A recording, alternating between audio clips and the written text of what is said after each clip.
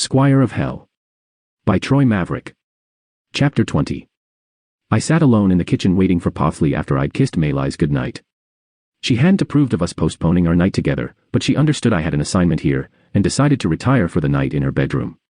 Although not before giving Faye a mouthful of heated words. Predictably, Faye had no apologies in her arsenal. The priestess had said that she'd met up with Pothly after trying to give Pochi a bath and he slipped from her. A believable excuse, the moment was just timed horribly. It was almost 2 a.m. according to the bizarre-looking hellhound clock on the wall. Nearly 10 minutes had passed, making me think that this meeting wasn't as urgent as Faye made it seem. I snorted to myself, a cheeky smile stretched on my lips. She wanted to separate me and Maylai's, didn't she? Sneaky girl, but I couldn't stay mad at her. She did however leave me with a pair of blue balls, hence my being so close to the table. I needed to distract myself, and distract myself I did. The predicament I was in with my lock skills storming through my thoughts the moment I stopped thinking about Maylai's. How much longer did I have to fight in a handicap? I kept thinking that maybe if I had my special abilities unlocked, I could have taken Rodon on. Yet, we had no idea how to unlock it, not Maylai's, not Nayla, and not even Lady Lucille. Regardless, I needed to buff up level-wise if I wanted to face him again. I didn't want to wait and see how detrimental not having my skills would be. My party was on the line, so I had to figure this riddle out quick. Quite embarrassing really, being seen by my queen's legendary knight with my guts hanging on the floor. Pothly said lightheartedly as she walked in, then took a seat across from me on the round table. The lights were dim, making my eyes focus on her features more. I didn't have the opportunity before, being in the heat and the moment and all, but I could easily see where her daughters got their beauty from. Despite her age, she could easily put most of those Lithenian women back in the castle to shame. She had a warm earthy tone to her skin, her hair streaked with silver, but silky, thick and very long. Her locks framed her face beautifully, her almond eyes a shimmering sea blue color. She reminded me of a gypsy woman, dressed in bright scarves and shawls with accentuating beads and long earrings. She had the same pair of horns as Amara, but shorter. I could tell that she wanted to strike a long conversation with me, and I was also eager to hear what Pothly had to say. How are you feeling, Pothly? I've had better days, but who the hell am I to complain? I want to formally thank you for bringing my daughters back, and helping this old woman stand again. I smiled. My pleasure. Where are you from, Knives? The first question of the night took me by surprise. I thought the answer was obvious, seeing as I looked human. Maybe she wanted me not to feel Southwest out of place, and honestly, it was considerate of her. Ebenmere, I said straightly. Of Earth. How old? 31. She gave me a cheeky smile. You look good for your age, young blood Squire. I took the compliment happily. Nothing I've heard before, truthfully. Not for the sake of flattering you, just making a fair observation. Honestly, I am rather impressed, all things considering. I wasn't expecting our hero to look so very handsome. I would say something cheeky, but I held my tongue. If I wasn't so sure, I'd say she was hitting on me. Tell me, Knives, what brings you to these parts of Lithenia? I feel that you already know that answer. To save Onessa. But first? She started for me, as if she were reading my mind. I snickered. All right. You got me. We actually have business with you. It was but sheer coincidence that we ran into your daughters. I call it fate. She smiled sweetly. Someone sent you to fetch my great sword? Is it that obvious? She shrugged. You know, one day I figured the great blood Squire will come here and take my most prized possession. Not by force, mind you, I teased. Besides, Lady Lucille sent me for it. Oh, really? It's even more popular than I thought. But I hope that she told you more about me than how long my sword is. Unfortunately, no. She scoffed. Typical. I tell you, all they ever see in me is my ability to create weapons, and warriors. Warriors. I'm over 500 years old, young blood Squire. Pothly confessed with a confident smile. Poppin' out babies for our goddess, till I couldn't do it no more. I stopped breeding a few years ago, and I was mighty good at it, too. She winked at me, my collar getting stuffy. It only took me 2 months to give birth, opposed to the typical 9. Not only that, I carry a variety of demonic genes in me, from arachnes to vampires. I was breeding around the clock for her army, and it was work. Real honest work. I could imagine. How are you still walking? She snickered. Most of my children went out to war. My job was to breed warriors while my husband trained them. We did this out of faith that one day Lady Lust will take her rightful throne, and end this meaningless oppression upon our people. It was so very hard, Knives. Having to watch my babies walk out of their nest, knowing that they probably wouldn't survive. I tried telling myself to stop being so attached. Maybe then, it wouldn't hurt as much. Nearly 3,000 children. All slain by soldiers of greed, wrath, and pride. I couldn't process the bloodshed, and the weight of guilt Pothsley felt. She didn't say she felt this way, but I could see it. It was all too common to me. That expression was what I had to see every time I looked at my own reflection when I couldn't save my sister from being gutted out and eaten. However, Pothsley's pain. It was something else entirely. These kids, no matter the quantity, were all of her children. At some point, my husband sought vengeance. He went to the front lines himself. He figured the master of warriorship could finish this endless savagery.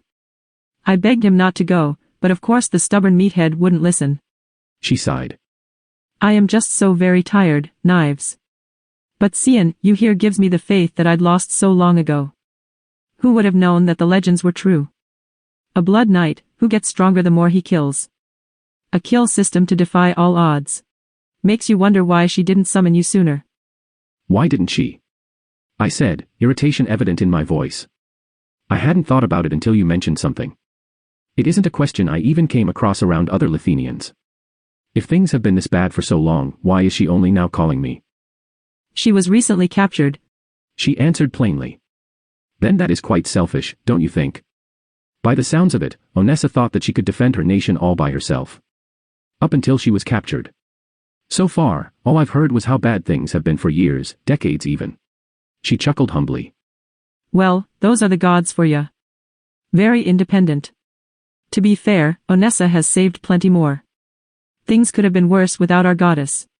While she is trying to tackle her demons head-on without my help, I have to watch my people suffer on the other side.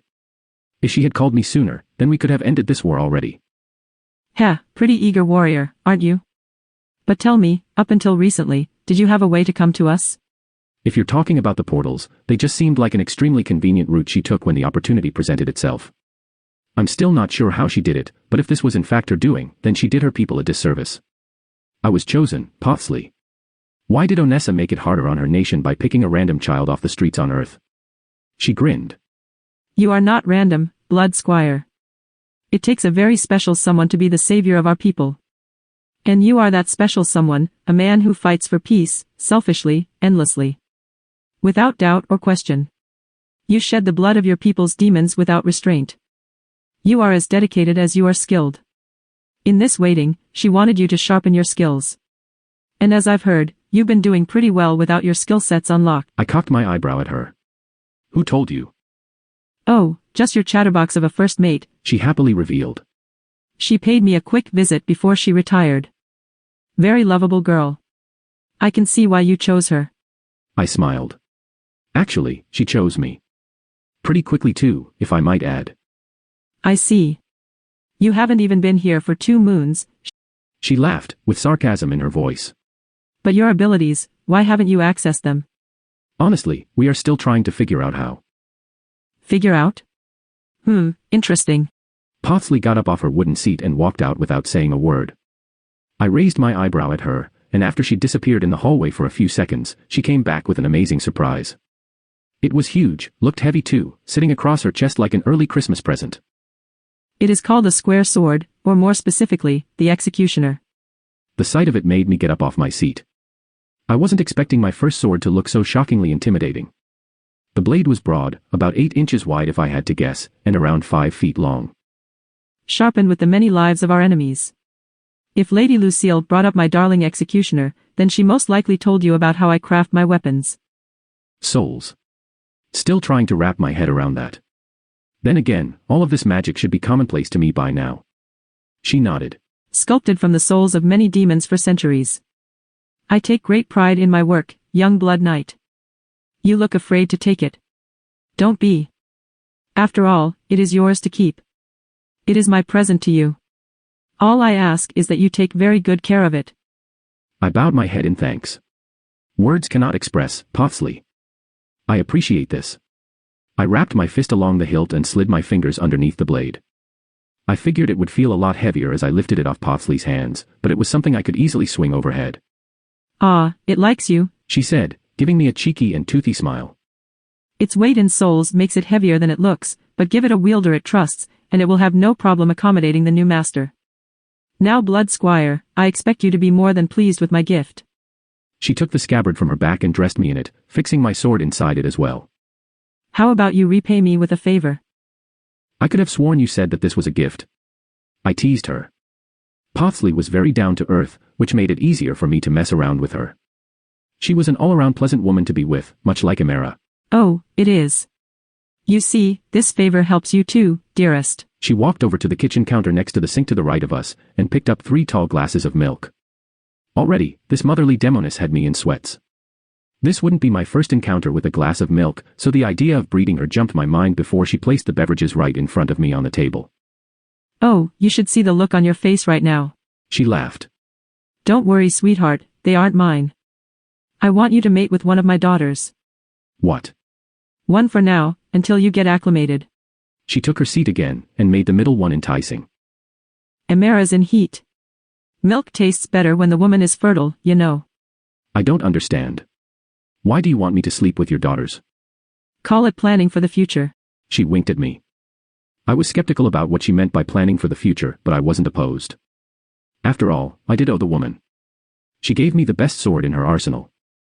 She might have made the Minotaur's milk sound sweeter, but I already had my eyes on drinking from Amara's breasts. I took the glass to my lips and drank, accepting her favor. I expected the taste to be just as good as Maylai's, and it was better. I gulped it down in under 3 seconds, sealing our union. Pothsley clasped her hands delightfully. Ah, nothing as pleasing as watching a man drink a woman's milk. Please, return to your chamber. I'll have Amara pay you a visit shortly.